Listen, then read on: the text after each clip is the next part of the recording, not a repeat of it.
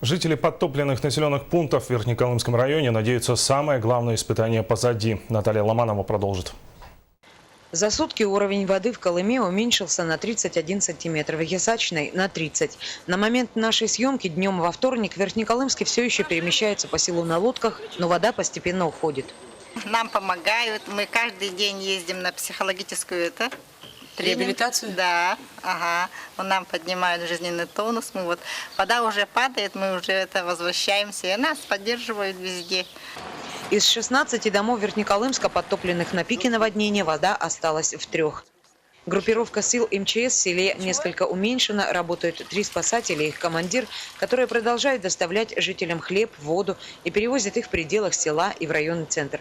Часть спасателей Дальневосточного поисково-спасательного отряда сегодня улетают. С ними покидают Колыму и психологи, которые все эти дни поддерживали верхнеколымчан.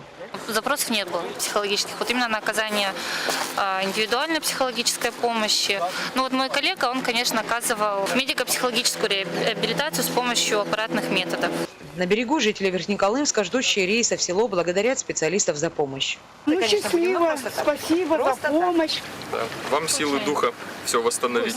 До полного схода воды еще далеко, но жители обоих населенных пунктов надеются. Самое страшное уже позади. Наталья Ломанова, Александра Данилова, НВК «Саха», Верхнеколымск, Зырянка.